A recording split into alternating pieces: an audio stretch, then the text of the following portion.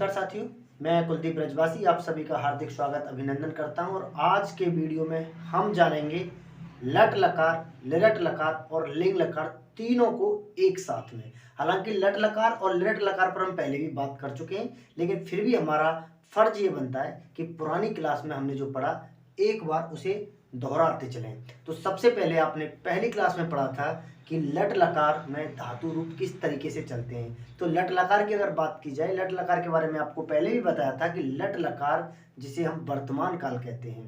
पहले भी हमने बातचीत के दौरान बताया कि लकार जिन्हें संस्कृत में लकार कहते हैं वही हिंदी में काल यानी कि समय कहलाता है और वही अंग्रेजी में कहलाता है टेंस। जी, यहाँ तक समझ में आ गया।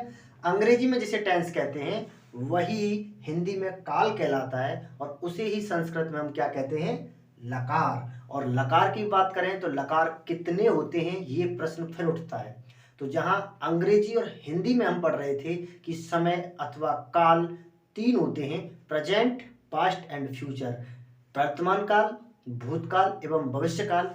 लेकिन साथियों संस्कृत में लकारों की संख्या मानी तो 10 गई है, लेकिन हमारे काम के जो लकार होते हैं उनकी संख्या होती है 5 और 5 को ही माना गया है। और एनसीईआरटी 12वीं क्लास तक आपको 5 ही लकारों को जानने की आवश्यकता है। तो हम चर्चा कर रहे थे सबसे पहले 5 वो लकार कौन से होते हैं जिनके बारे में पिछले वीडियो में हम डिटेल में बता चुके हैं। फिर भी एक बार हमारा काम दोहराना है ताकि पुरानी क्लास का रिवीजन हो जाए, तो आप आज जो पढ़ेंगे वो आपको अच्छे से समझ में आ जाएगा, या वो साथी जो पुराना वीडियो नहीं देख पाए उन्हें भी समझ में आ जाएगा।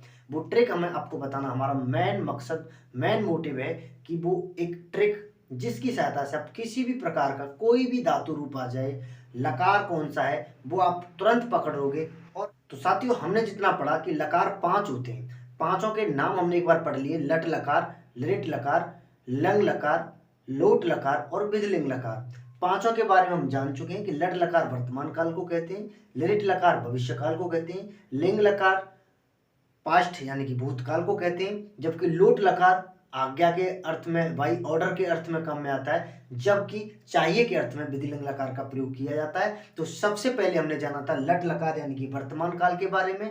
वर्तमान काल के बारे में भी जाने, धातु रूप बनाने के लिए हमें दो चीजों का ज्ञान और आवश्यक होता है। पहला होता है कि वचन कितने होते हैं संस्कृत में। तो हिंदी और अंग्रेजी में हमने पढ़ा कि एक वचन और बहुवचन, लेकिन जब हम संस्कृत में आते हैं तो यहाँ वचनों की संख्या भी बढ़कर मिलती है। यहाँ वचन 3 मिलते हैं, एक वचन, द्विवचन और बहुवचन। जहां एक की बात हो वहां एक वचन का प्रयोग किया जाता है, जहां दो लोगों की या दो वस्तुओं की बातें होंगी वहां द्विवचन का प्रयोग किया जाएगा, और 2 से अधिक के लिए बहुवचन का प्रयोग किया जाएगा। और दूसरी जो चीज जो इंपॉर्टेंट है वो है पुरुष। तो पुरुष कितने होते हैं, पुरुष के बारे में हम पहले बता चुके हैं। पुरुष 3 होते हैं, प्रथम पुरुष, मध्यम पुरुष, उत्तम पुरुष।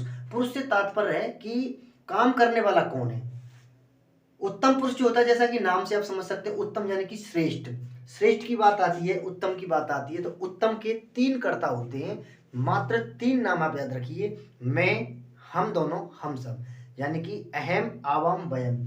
ये क्या है, उत्तम के 3 कर्ता होते हैं, अहम, आवाम और वयम। जबकि बात करें मध्यम पुरुष जिसे हम श्रोता कहते हैं कि तुम दोनों और तुम सब, त्वम, युवाम, यूयम, यानी कि ये 6 कर्ता अगर छोड़ दी जाए तो बाकी जितनी भी संसार में वस्तुएं, जितने भी प्राणियों के नाम जो संज्ञाएं हुआ करती हैं, जो कर्ता होते हैं वो आते हैं प्रथम पुरुष में। इतना आप याद रखिएगा। बाकी आपको एक ट्रिक बताई थी, आपको कुछ नहीं याद रखना है, आपको ये पीछे वाले है ना, ये 9 शब्द याद रखिए, अति, अतः, अंति, असी, अतः, अथ, आमी, आवह, आमह। अब इसका प्रयोग कैसे करना वो मैं पहले बता चुका हूं, एक बार फिर बता देता हूं। अगर हम बात करें लट लकार की, कल्पना के लिए हमने पठ धातु के हम रूप यहाँ पे बना रहे हैं, लेकिन मान के चलिए हमने पठ के याद किए। जैसे कि हम बोलते हैं रटंती विद्या फलंती नहीं, रटने वाली विद्या कभी नहीं फलेगी। इसलिए आपने पठ धातु को रट लिया और विद्यालय में जब हम परीक्षा देने गए वहां पर कोई और धातु के रूप आ गए कि भाई क्रीट धातु लट लकार के आप रूप लिखिए, तो हम वहां पर डामाडोल हो जाएंगे। हमें डामाडोल नहीं होना है, हमें काम करना है ट्रिक के हिसाब से। जिस तरीके से आपको सिर्फ ये चीजें याद रखी, 9 शब्द, अति, अतः, अंति, एक वचन अति, द्विवचन अतः, बहुवचन में अंति। किसमें? प्रथम पुरुष। जबकि अगर कर्ता मिल जाता आपका मध्यम पुरुष का तो असि, अथ, अथ। उत्तम पुरुष के लिए आमी, आवह, आमह। एक बार दोबारा से डिटेल कर लेते हैं। मान के चलिए पठ धातु के रूप आ जाते हैं तो पठ प्लस अति। सबसे पहले धातु रूप के बारे में एक बार फिर बता दूं, जिस तरीके से आप व्यंजन आपने देखा होगा कै, खे, कै, कै, कै जो होते हैं उनको हलंत लगा रहता है। स्वर और व्यंजन में यही अंतर होता है। स्वर वो होता है जिसके टुकड़े नहीं किए जा सकते, जबकि व्यंजन जो होता है ना उसके वो बिना स्वर की सहायता के नहीं होता है। स्वर का मिलने के बाद वो पूर्ण रूप में आता है। तो वही चीज है, जैसे आप कभी भी देखोगे कोई भी धातु उसके पीछे एक हलंत लगा रहता है। हलंत का मतलब होता है आधा वर्ण है ये ठे। अब पूरा कब होगा? जब इसमें कोई स्वर की मिलान हो जाएगा।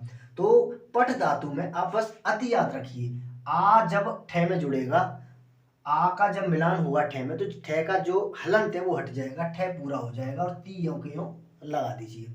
इसी तरीके से पठ प्लस अथ पठत, पठ प्लस अंति पठंती, पठ प्लस असी पठसी, पठ प्लस अथ पठत, पठ प्लस अथ पठथ, पठ प्लस आमी पठामि, पठ प्लस आवह पठावह, पठ प्लस आमह पठामह। याद हो गए? अब अगर आपको ये याद है 9 पॉइंट्स की अति, अत, अंति, असी, अथ, अथ और आमी, आवह, आमह, तो आप आगे आने वाले मान के चलिए आपको आया क्रीड धातु, तो क्रीडति, क्रीडता, क्रीडंती, यानी क्रीड प्लस अति। इतना याद रखना है, जो भी धातु है वो लिखते जाएं और बाद में अति जोड़ते हैं। अति, अत, अंति, असी, अथ, अथ, आमी, आवह, आम। आपके लकार कंप्लीट। लट लकार, लट लकार की बात कर रहे हैं हम। लट लकार पठ धातु क्रीड आ जाती है, क्रीडति, क्रीडता, क्रीडंती, क्रीडसी, क्रीडता, क्रीडत, क्रीडामि, क्रीडावः, क्रीडाम। मान के चलिए गम धातु आ गई। गम मीन्स जाना। गम का लट लकार में गच्छ बनता है, तो गच्छति, गच्छत, गच्छन्ति, गच्छसि, गच्छत, गच्छत और गच्छामि, गच्छाव, गच्छाम। यहाँ तक समझ आ गया है? तो एक बार आप स्क्रीनशॉट ले सकते हैं ताकि मैं अगली सारणी आपको लिरट लकार के बारे में और बता दूं।